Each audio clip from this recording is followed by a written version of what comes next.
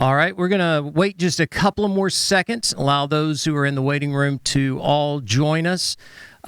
You will be on mute, but there will be a chance for us to have question and answer at the end of this. And if your question is chosen, of course, we're going to send you a copy of Larry's book, Make a Difference. And it's a lot about what we're going to be talking about today. So you want to go ahead and make sure you can do that on Q&A that's on our screen.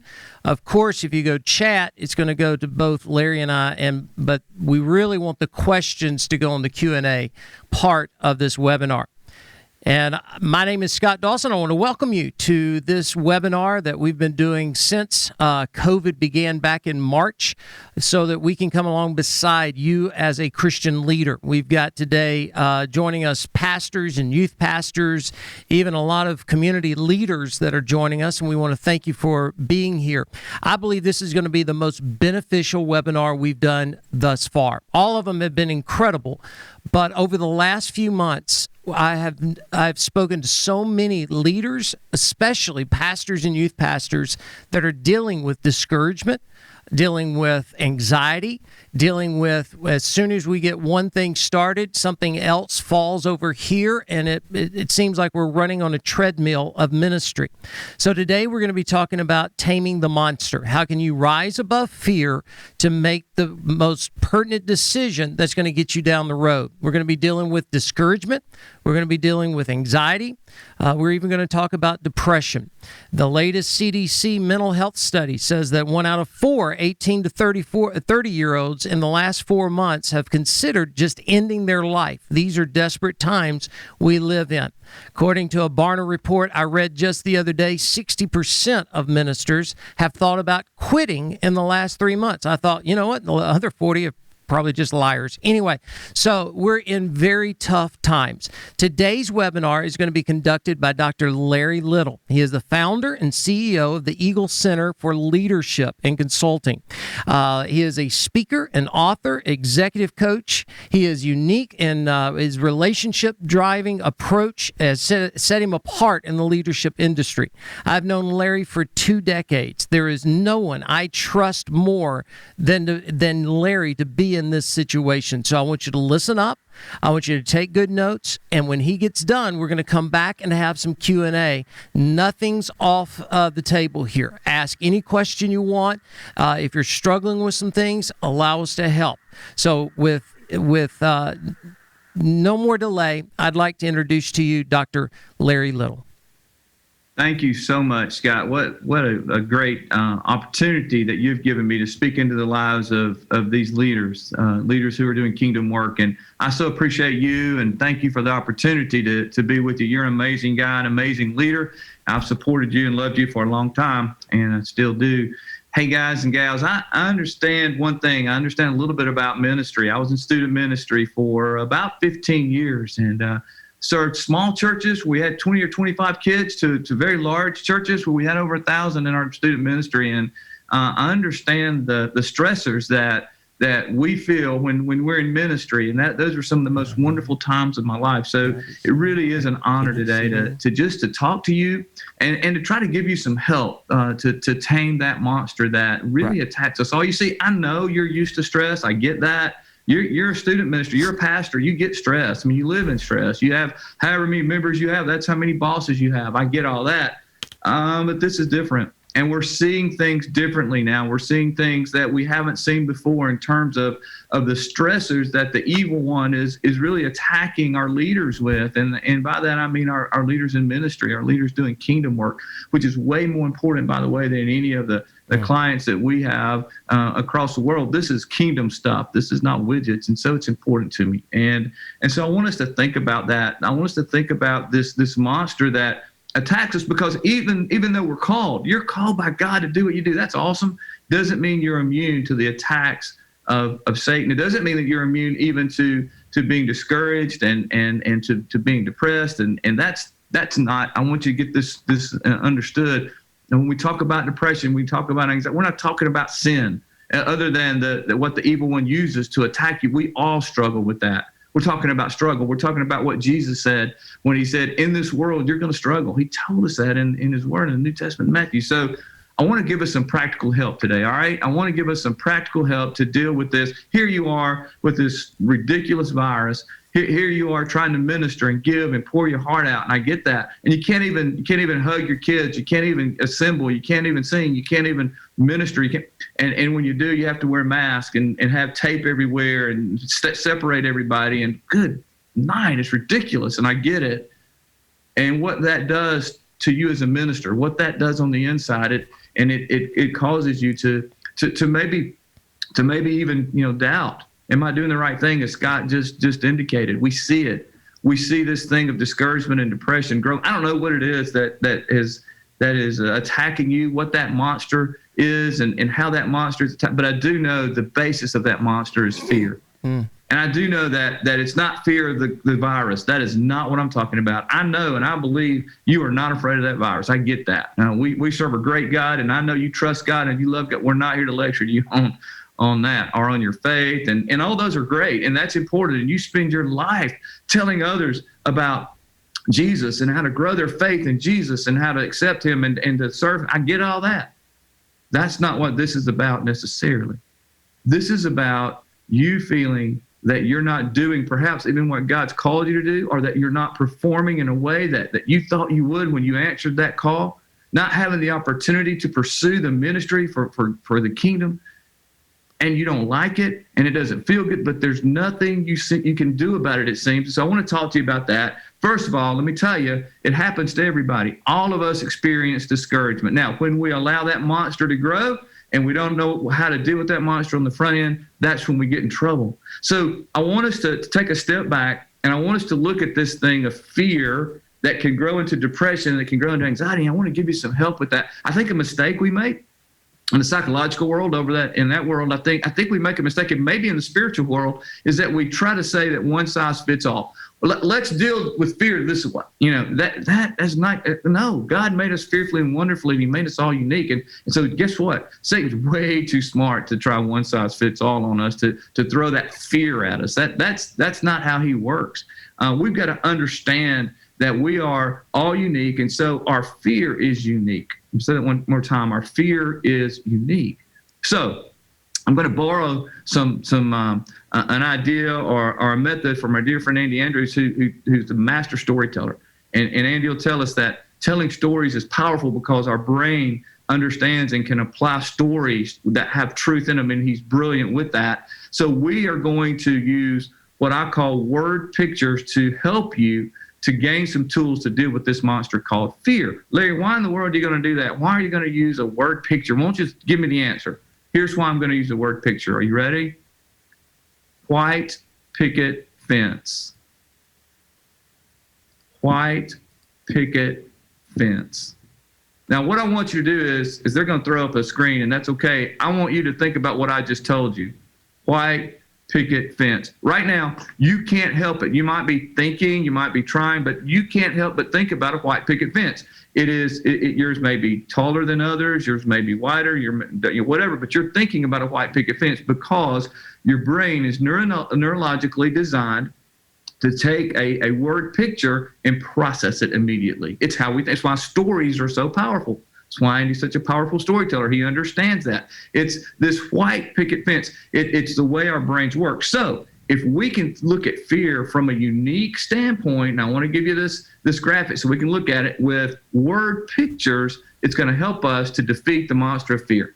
So basically, I want us to talk about personalities for just a minute. There are 4 basic personalities. This is not my work. This is from a guy by the name of Carl Jung who did it years and years ago. So, but it is practical, and I have taken it and put it into word pictures for us. Why? So we can use it. So you will find yourself somewhere on this graph, and we're all a combination of these personalities, and we know that. But for today's purposes, I want you to ask yourself, which graph, where am I, what quadrant am I in on this graph? Where am I right now in my personal life and my profession? Which one best suits me? And I want to talk about how fear attacks each of those, and then I'm going to give you the antidote. All right, so stay tuned. We'll give you that antidote. But first, let's be a little self-aware. Let's look. The first personality I want to talk about is much-loved monkeys. Those much-loved monkeys are people-driven, and they're generally extroverted. They love to laugh, cut up, have a great time. Monkeys love people. You can learn more about that in the book, but here's what I need you to understand about monkeys. Monkeys have a fear, and it's that Satan will use it. He will use this fear of disappointing others.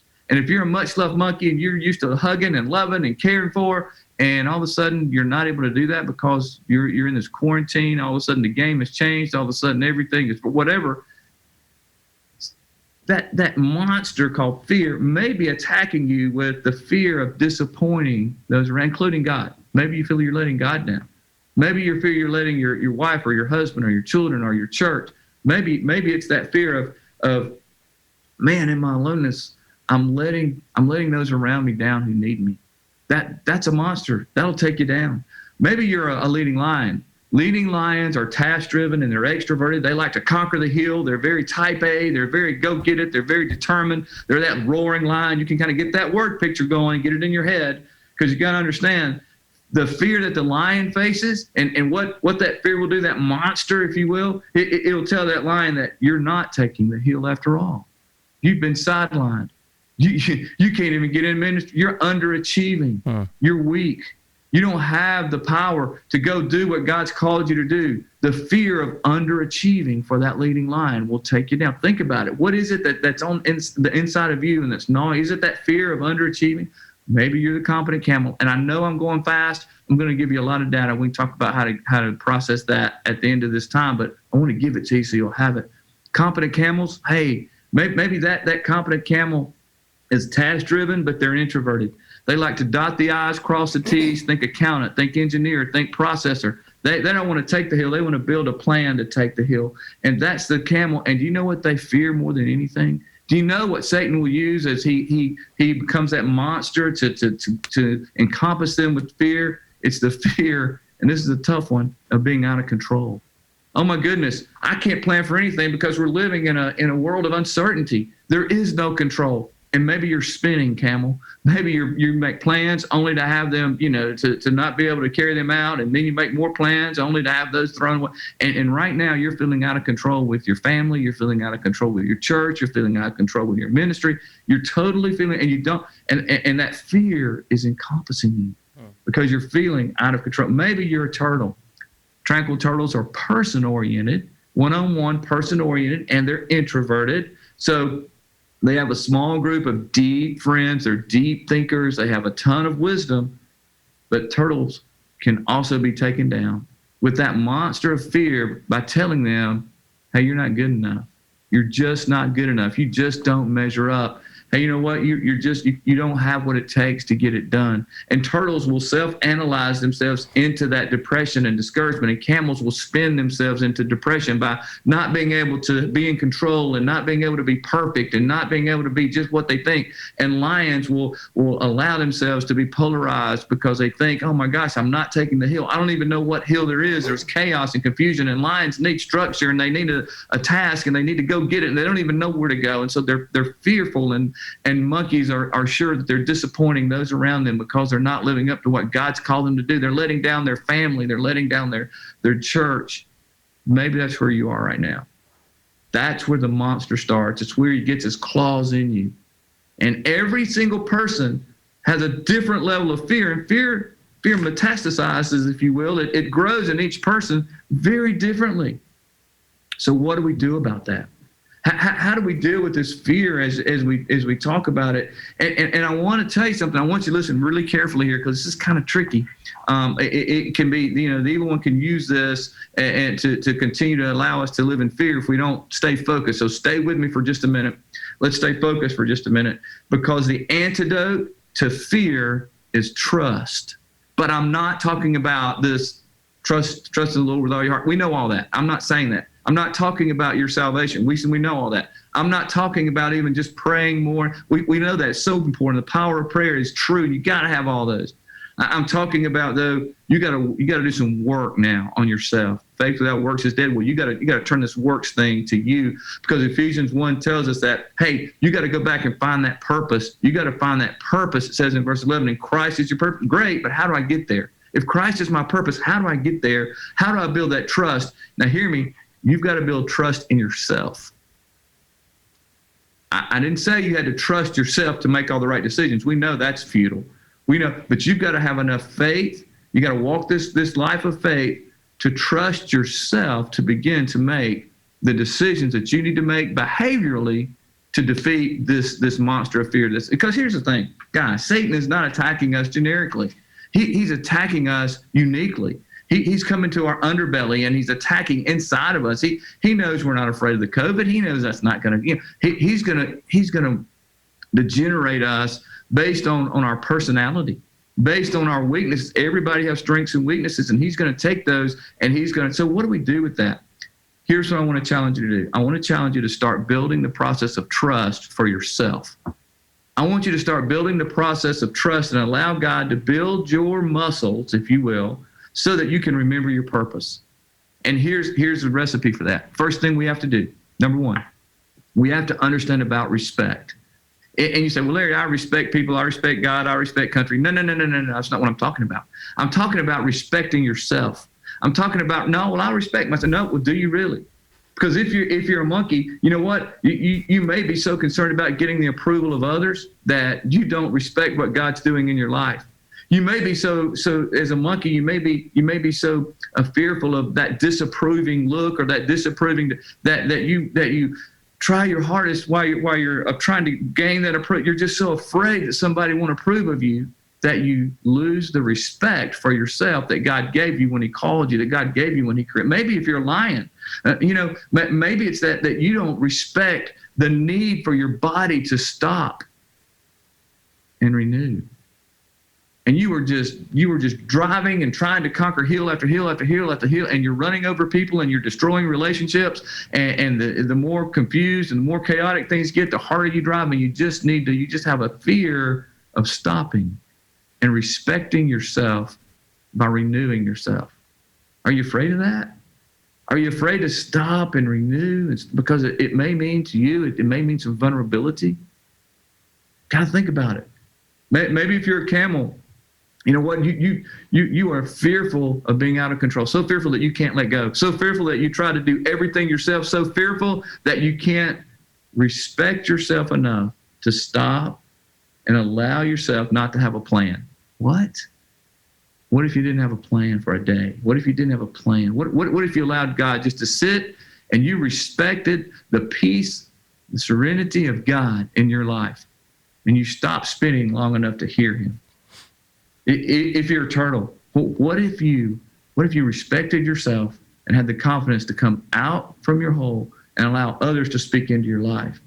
Wow. To say, as a turtle, when I get afraid, I kind of go inward. As a turtle, you may be going, that's what you may be saying. If so, what if you respected yourself and you respect your body, you respect your mind, you respect your soul enough to say, I'm going to stick my head out from my shell and I'm going to have some conversation and I'm going to allow some people in. So the first thing I want you to ask yourself, and by the way, I know I'm going fast.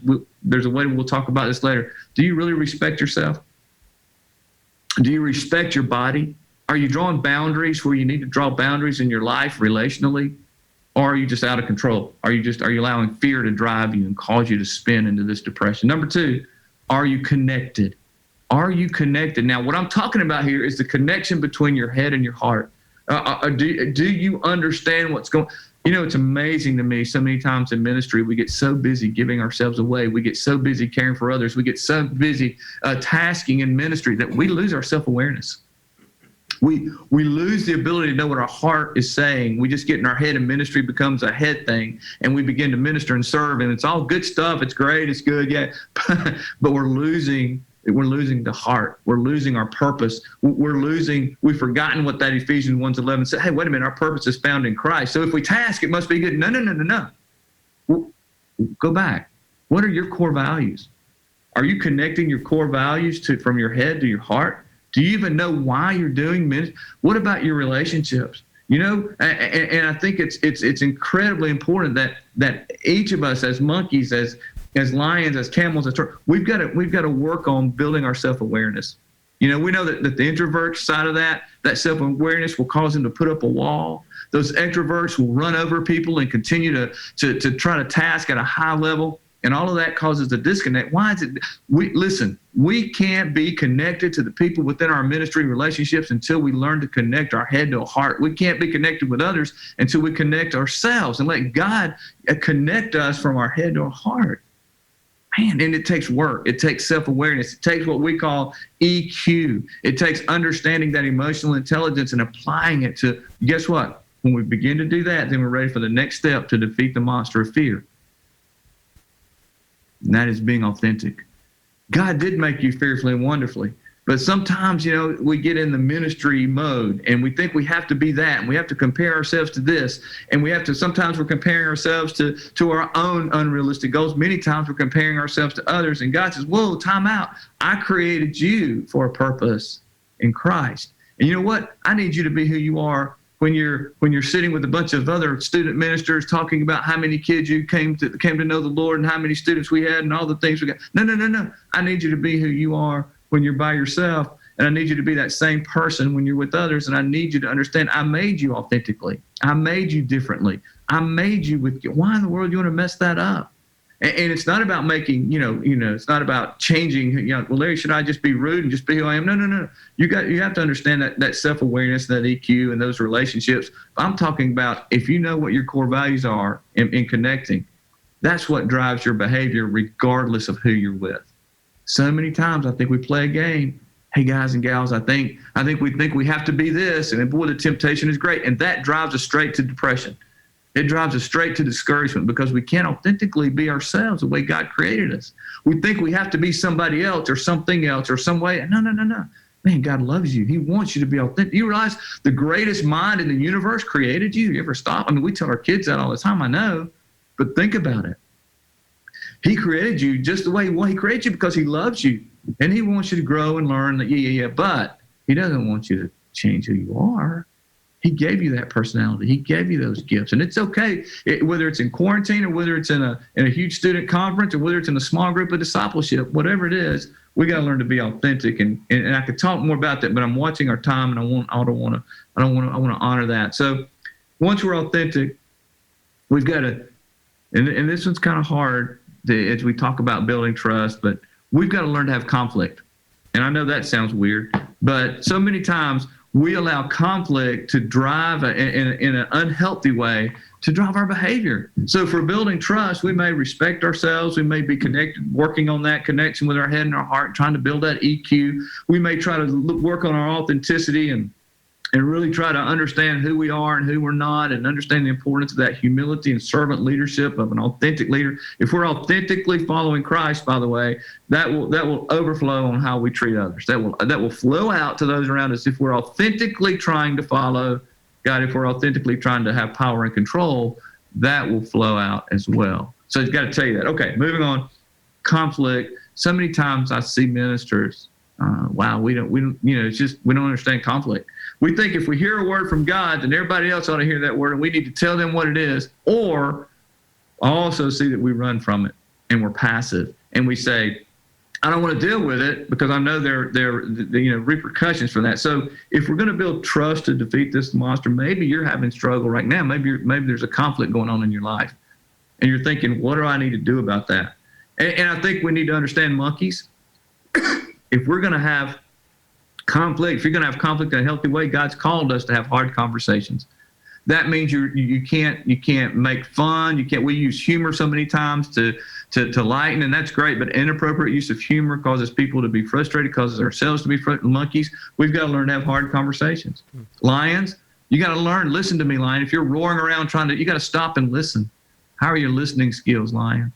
In conflict, the first thing you have to do is listen and understand where others are coming from, and don't give answers and don't have your response ready when you're listening, but stop and just listen. Boy, I could tell you hundreds of stories where I've blown that and I wish I hadn't. Listen, learn to listen. And camels, we've got to get over in conflict. We've got to get over this perfectionist thing. The conflict generally arises because we're negative and critical of others because it's not perfect. It's not the way we think it ought to be. We know we could do it better, so we become critical and negative, and that destroys relationships, and that causes us to sink into that pit, if you will, of depression. By the way, many times the person we're most negative to is ourselves. We beat ourselves up because we never reached that perfection that we think we ought to.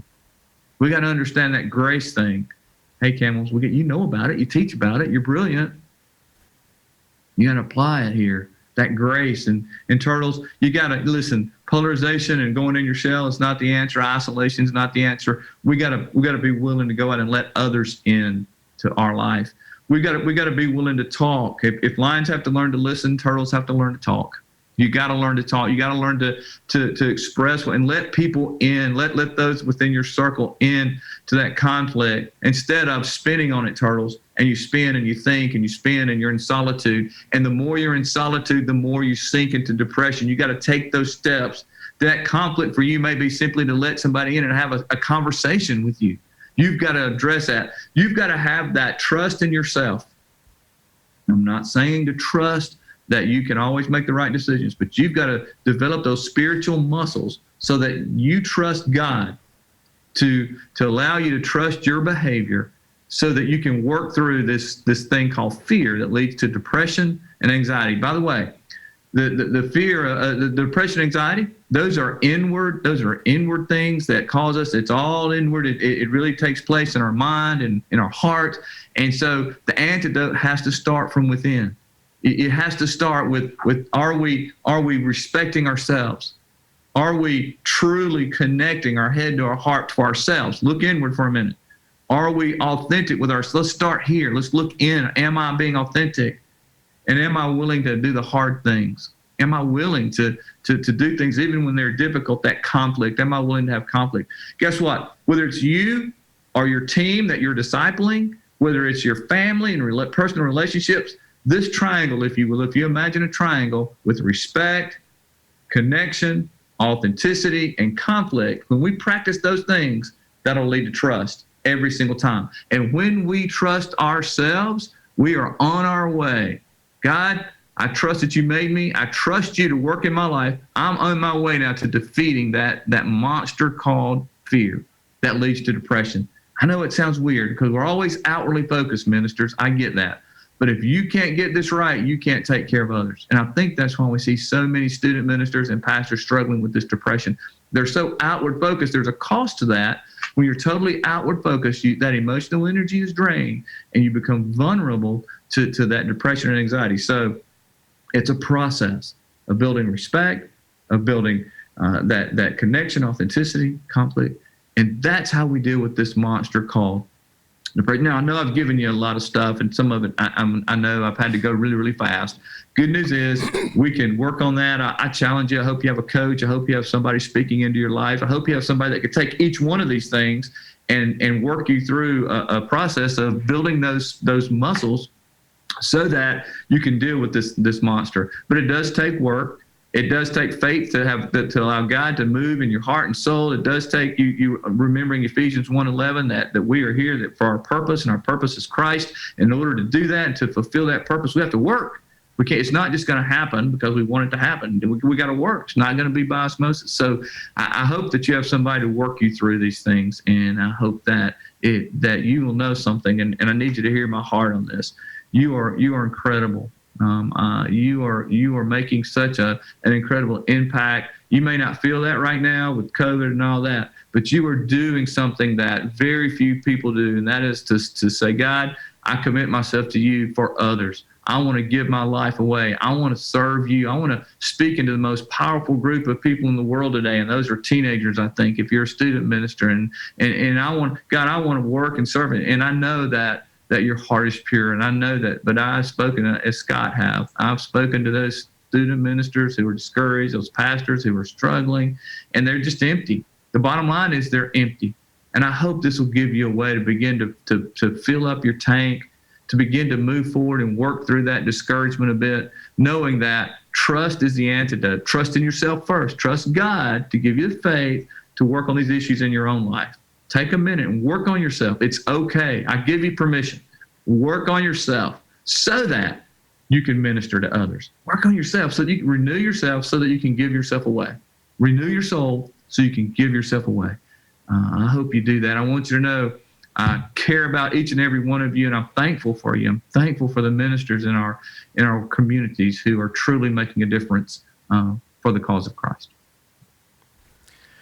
Well, okay, Larry, we're going to put up on the screen a couple of more slides. One, just to make sure people know how to get in touch with you before we go into Q&A. As always, incredible job. I knew there was really no one else I wanted on here that could do this quite like you. If you want some more information to find out about leadership and coaching and other services, we just spoke with Mariah before we got started. So she can handle your schedule. She can handle getting them a coach, getting someone to get in touch with them. It's all right to have a coach. It's, you know what, the greatest athletes in the world have those people training them. Dustin Johnson, who just won the PGA, he has a coach. Why don't we have that in ministry? So that's Mariah Jarrett at TECeagle.com. The number is on the screen, 256-476-7239, if you're just listening in on the audio portion. That's 256-476-7239. So, and I think there's one more slide I want to put up there, just about what you guys do, because not only do you coach, you have so many products and services. You've got your book, Make a Difference, that's out, that actually we're going to be sending to several of you who are involved in this webinar today. And then you've got Crossing the Line, which is your new book that's going to be coming out shortly. And you also have a podcast entitled Crossing the Line with Larry Little, which has a lot of dealing with fear and anxiety that you guys deal with. But what I love is you also do leadership development with workshops and seminars. If you're involved with, if you have a business and you need a coach, if you're in ministry and you need somebody to come along beside you, I cannot recommend anyone more highly than Larry Little and the folks there at Eagle Center for Leadership and Consulting. So let's come back and we'll bring that back up before we close. So Larry, all right, we're going to do some Q&A, and I've already seen a trait develop on our Q&A, which makes sense. A lot of us are giving our questions as anonymous attendees. So we were going to give books out to people who are giving question and answer, and that's hard to do it if they're anonymous. So everyone on the webinar, just hold on. I'm going to give you a special way to get this book at the end of our webinar in about 26 minutes. So remind me, Taylor, and we will do a special way to give away these books. Now, point of personal privilege. Larry, as I was listening to you, I took a page of notes, and I even have the cheat sheets with me. So in addition to everything you've already sent me, I took another page. I love how you go through with respect yourself and then to be connected. You mentioned something about core values. Can you give a 30,000-foot view to someone who's listening that has never taken the time to develop core values and how instrumental that is in the development of your own leadership? Yeah, it's vital. It's what drives your decisions. It's what drives who you are.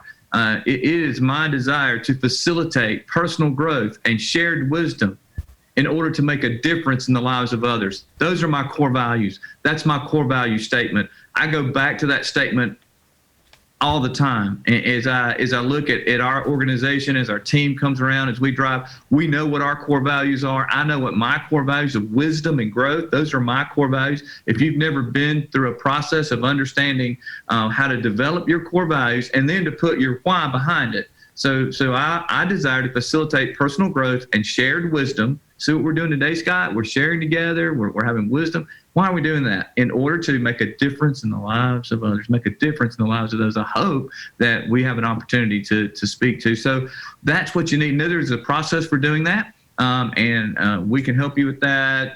There are many coaches that can help, but it's really important to, once again, it goes back, you got to connect. If I didn't connect my core values to why am I doing this? Why don't I have a leadership organization? What is that about? Am I just, because one thing that I am confident about in my life, I will never be about just chasing the dollar. And so if I'm not going to be about chasing the dollar, and that's not to say that hey, we all have to keep the lights on and bills paid and all that. That's not what I'm saying. I'm saying that doesn't drive my decision making or our teams. But if I say that, I better understand what drives us. What are those core values? So if you don't have personal core values, if you don't have core values even in your ministry, even in your home, we have family core values. They're so important, and there's a process for doing that. Yeah.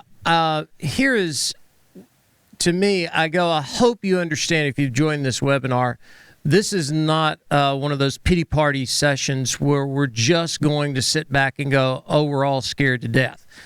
What this webinar is intended to do is go, all right, here's the facts. We're in, if I hear the term unprecedented times ever again, I'm going to kick somebody. So we're in times where we can rise up and be ministers if we know the factors that are going on. Part of that is fear. And that's what's driving most decisions. And I'll say this, if you're making decisions based on fear, you'll never get to where God wants you to be. Right. So that's where we've got to start attacking this. So I'm going to give you several anonymous attendees got questions here, Larry. So here we go. I'm going to give you one. One says, I'm going to go down to 828. He says, if I'm someone who has never really dealt with the fear of depression or anxiety, but my spouse does, how can I best love her and point her towards truth when I don't fully understand what she's going through? Well, the first thing, Scott, I want to say to that listener is congratulations. You don't understand. That is great self-awareness. The worst thing you can do is to think you understand when you don't. If you don't struggle with that monster internally, boy, I'm so proud of you for that. The second thing you can do is simply ask the question, how are you? I love you. I care about you. You've got to understand, loving her is not fixing her.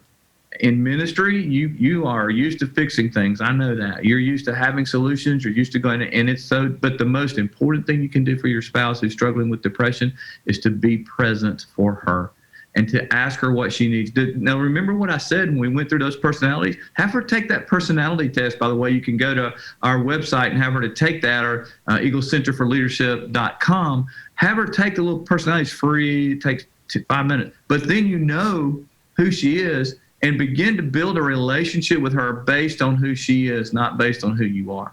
That's if you can get outside your quadrant and you find out she's a turtle or she's a camel, and you can understand that and walk with her as a turtle, give her that quality time as a turtle with that camel, listen to her and develop a structure for whatever that personality is. So the most important thing you can do is to understand who she is, not what she's going through, because you can't. Don't ever say you can. I'm so proud of you for that. But you can understand her personality, get out of your quadrant, get over to her quadrant, and understand how to validate her.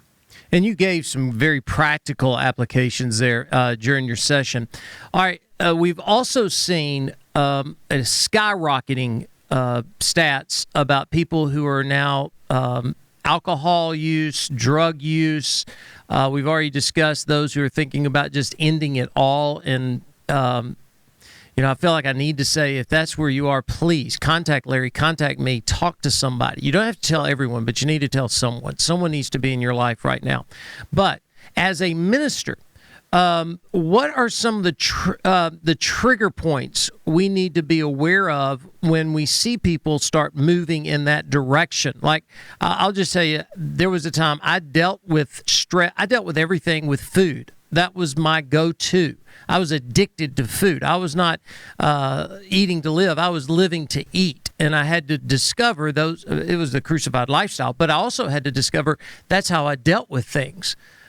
Others are now dealing with stress and anxiety, and they're going to quickly move to experimental things that we've got to recognize, not only as ministers, their trigger points, but also as a minister, understand our own trigger points. You're the professional. Yeah, that's so true, because what happens is there are triggers or coping mechanisms, if you will, that people use. And as ministers, if we get an unhealthy coping mechanism, then we not only have to deal with that addiction, but we have to deal with the guilt, right? So you can think about pornography, which I think is an epidemic in our society today. And if I'm dealing with stress by watching pornographic, it's so easy to get, on the internet these days. So if I'm doing that, and because I'm bored or because I'm stressed or because I'm whatever, and then I become addicted because it's a progression. And And now I've got to say, wait a minute. And we see this all the time, Scott. Ministers are just as addicted to pornography as anyone else. The only problem is with ministers, now we have that Holy Spirit and we have the guilt and we have the, conviction. And so that can compile. And if we can't, work our way out of that, then it continues to spiral. And then we have to, not only what I find is that compounds, because now I'm guilty about things I've done in the past. I can ask for forgiveness, but I can't forget it.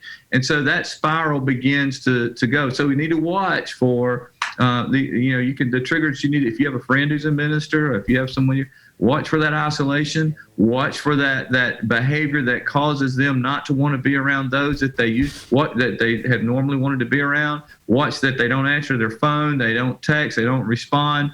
Those periods of isolation, the more isolated they become, the more danger they get. Now, there is a point in this, and you need to be aware of this, where when you do have conversation with them, there's a break with reality. I'm talking about going crazy. I'm saying depression is an irrational thought process. So as they spiral down into depression, their thought processes become irrational, and they begin to believe what are lies to be truth. So they confuse lies and truth, and they may say things like, I'm no good. I can't minister at all. I should never be in here. I made a terrible decision. I should have never married my wife, never married my husband. I shouldn't have had you. Whatever that is, that self-doubt takes over, and they begin to, so at that point they've got to get help. You can't, you got to get them to some professionals who understand how to think for them, if you will, when their thinking is irrational, and how to build those coping mechanisms around them that are healthy and not unhealthy. So watch for those triggers. If you see that spiral going and you're just going, man, that doesn't make sense. What is she saying? What is he saying? They need to get help. And then you need to have that hard conflict, have that hard conversation to say, I need to get you to help. How can I help you get to a counselor? Yeah, and to be the preacher, I had to really train myself to take every thought captive to the cause of Christ. Because if your mind wanders, you have to live with intent. And I think you really avoid a lot of the mess if you're just living on intent to make a difference. So here's one that I want to ask. It's from a youth pastor, because he says, or she says, I deal with a lot of parents who have students that struggle with many of these issues, but the parents aren't familiar with these issues or really even comfortable talking about them. How do I begin having conversations with parents about these topics? Yeah, that is so true. We're seeing it more and more in our schools today. We have a nonprofit organization that I have the opportunity to serve on the board with, who puts counselors into schools, and we are seeing just an amazing number, even before COVID, of depression, anxiety, and suicide ideation. So it is a huge issue.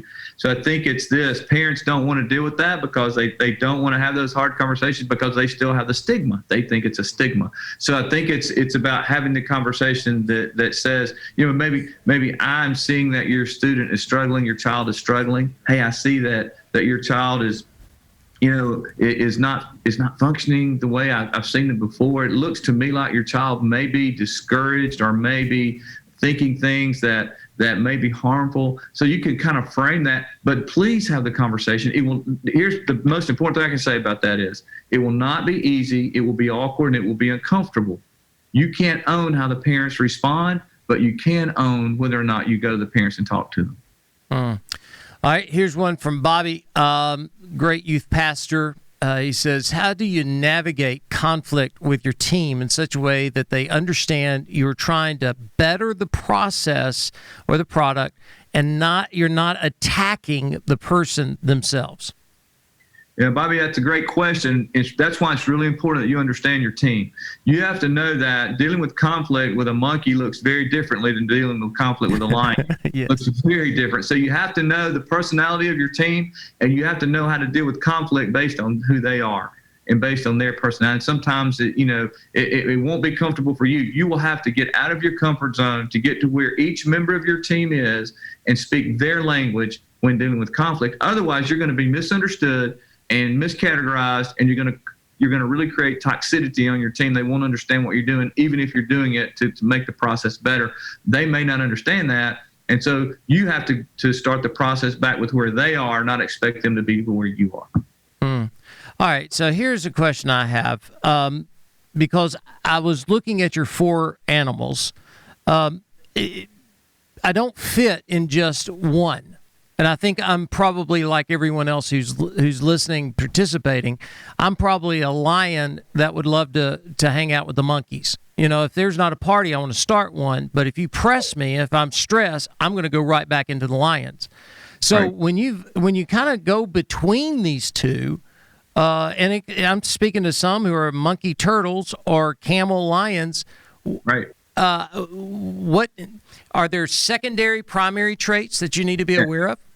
Absolutely. Everybody has a primary and secondary. There are thoroughbreds who score, very high in one category, but all of us have primary, secondary, and sometimes a third. And so the trick is to understand who we are in that context, who we are in that environment. How do we operate in this particular, place that we are, and know how to get out of that quadrant to be who we need to be. In other words, to speak the language of others. It's really what Jesus taught us to do in that servant leadership model. So if you're a lion monkey, you understand that when you get stressed, you're going to go back to that lion mode. Be self-aware of that, but also learn how to, as a lion monkey, learn how to get over in the camel quadrant and speak camel language. Learn how to speak turtle language. It's really important. Starts with self-awareness, and we all are a combination of personalities. We won't go into that today, but it can even through environmental change or health change, our personalities can even tweak and change a little bit.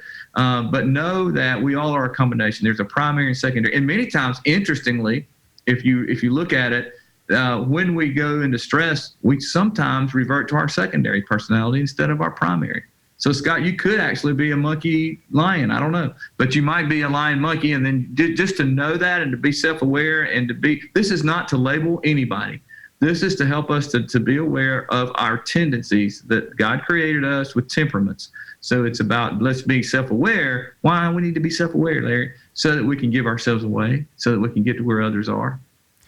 Yeah, I've been called an animal that's not on here. Right. So... Yeah, I understand totally. All right, so let's see. Let me keep going towards these. All right, here is when you're coaching someone. Is it a monthly thing? Is it a weekly idea? That's a question someone's asked. What does it look like to have a coach through your program?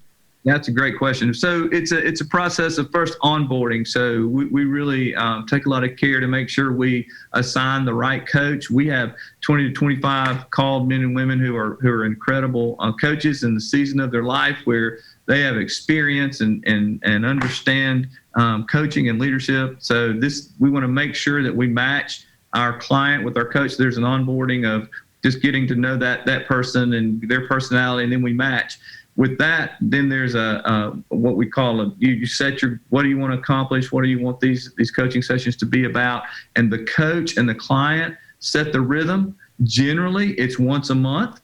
That way we can give homework, and we have resources and tools and things they can go to online and help. And the coach walks with them through that. Generally, it's once a month. If it needs to be more, we don't have a cookie cutter approach. What we have is a relationship approach. Whatever that person needs is what we're going to give them. If they need twice a month, we'll walk with them twice a month. But once things kind of get stabilized and we're working toward those goals and things that they want to accomplish, we generally go once a month. Our system is very simple. We listen, we learn, and we lead our clients by asking the right questions to help them to achieve what they want to achieve. And by the way, Scott, this works with companies. We have, Fortune 100 companies. We have companies that are global, that are huge, and that's great. And we're glad to do that. But way more importantly than those are the men and women who are doing God's work. But leadership is leadership, right? Mm-hmm. And it's really, I don't understand it. We ought to be pouring everything we have into leadership skills for those who are out in the kingdoms doing the kingdom's work, I think.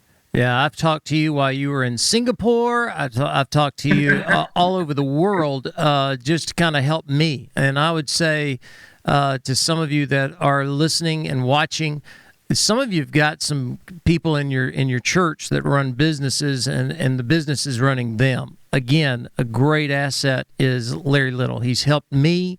He's been a friend to me. He's been a coach to me, and I'm handing this resource to you. It's kind of like the secret sauce You need to be around this guy. Here's a question from a senior pastor. He says, what important questions can you ask to ensure everyone is handling this season well and in a healthy way? That's great. So I had a podcast, and even not only the COVID, but this racial divide that is occurring right now is huge. And so back when the George Floyd tragedy occurred and things broke, I sat down with an African-American leader who's my dear friend, and he's one of our coaches. His name is Bruce. And the first question I asked was, Bruce, how are you doing? And I think so many times, I wanted to jump right in. I'd wanted to how are we going to deal with this? What can we do? But I got some very wise counsel, actually, from my daughter, who said, Dad, why don't you, they could teach you things from time to time, Scott. But she said, why don't you just stop and find out how they're doing? So I think a very important question is, first, how are you doing? And hear them. They need to be heard. There's power in being heard. And then I think the next question, the follow-up to that is, and they may not have an answer to this, and that's okay. What do you need? What do you need? We are having a community. I'm leading a cohort of leaders, state leaders and community leaders. And I think it's tomorrow. We're having our second session on this issue of racism. And the question we're going to tackle tomorrow is, what do you need? We'll have state legislators there. We'll have the local officials there. And we want to have the hard conversation of, what do you need? And sometimes, we skip that, so how are you? What do you need? And hear what I'm saying now. You didn't hear the word I in any of those questions. What do you need? How are you? And then, I think that conversation can build from there. But so many times we jump to fixing the problem instead of understanding the person. And I would encourage you to slow down, take the time, connect, that connection piece with the person. Larry, how do you get past the ministerial response, especially if he's dealing with staff members? The basic response, how you doing? I'm doing well. What do you need? I don't need anything. And they're just they're going to slide by. What are some of the deeper questions or thoughts you can give to help this pastor when he's basically already knocking his head against the wall of don't come into my space? Yeah, it drives me crazy, Scott, because I think some of the most invulnerable places are on staffs, on church staffs, and I've served on them in the past in another life, and I know you have, and it's just been. And so here's the deal: if you go up to a staff member and ask how they're doing, and you're making your way down the hall, or you're going, then you're going to get, I'm fine, and they're certainly not going to be vulnerable. So you've got to go back through this, what we've talked about, and earn the right for them to trust you. Do they feel that respect that you have for them? Have you connected? Are you at the? Then here's what we forget. We have to create an environment that is safe. If you're going to ask me to be vulnerable while I'm walking down the hall, or you call me into your office and sit behind your desk, or sit even in your chair. No, let's go out and create an environment that's safe. If you want people to be vulnerable, if you want your staff to be vulnerable, don't ask them to do that in the staff meeting. Not until so many times people on staff, they think just because they're ministers or whatever, they ought to have all the answers. They ought to be authentic and real. And no, it takes work. And as leaders, you have to figure out, what does that turtle need? What does that lion need? What does that team member need? So it's about not just asking, how are you? It's about creating that space that says, hey, we're going to have some ground rules here. What we talk about is, confidential. I'm not here this is not a review. This is not a performance review. We're not going to, see how many notches you have in your gun on salvations. We're not doing any of that. What we're doing here is caring about you, and get them in an environment, in a coffee shop or somewhere where they feel safe. And then check yourself, leader. Why are you doing that? If your motive is to gotcha, if your motive is to catch, then you're not doing the right thing. You're not leading well. But if your motive is to truly invest in their life and hear them in an unjudgmental way, and to walk with them as a mentor, then you're making a difference for kingdom work. But you can't expect that to happen overnight. It's a process. Well, it is the topic I've spoken to more pastors in the last 3 months than ever before, and that is the dealing with discouragement, anxiety, even depression, And so to understand that fear is the first step down that pathway, you've really helped us. Now, I want to be very creative in giving away these books. We have limited supply. You've been very gracious to give us a great opportunity to purchase and to give these away to the men and women who are a part of this webinar. Before I tell you how you're going to get a book, I want to go back to our screen, and I want people to see the 3 areas to which I believe everyone needs to be a part of this: leadership development, coaching, products are all there. You can get them at eaglecenterforleadership.com. And then I also want to kind of go back to the next one of, if you want more information, if you're looking for a coach, if you're looking for someone that can help you, a team, Larry has been on the front lines. He's been on church staff. He's been a youth pastor. I love how his team has stayed together even during the pandemic. Mariah can help you. Her email is mariahjarrett@teceagle.com. If you're listening and need a phone number, it's 256-476-7239. 256-476-7239. Our guest today has been Dr. Larry Little. He's authentic. He's approachable. He's someone that I trust and I've brought into my confidence, and I believe you'll be blessed and encouraged and challenged and strengthened and get down the road if you trust him also. So how are we going to give away these books? We have got several copies of Make a Difference. Okay, it has a lot of the stuff we've been talking about. Your new book, Crossing the Line, comes out in October, and that's the name of your podcast. So I want to make sure I put that out there. If you are involved and want to know how to get a copy of this book, here we go. I'm just going to open it up, and I'll say Bobby Jones and Michael Evans, since you put your names on there, we're going to go ahead and send them a copy of their books. For all the other anonymous attendees, I understand, okay?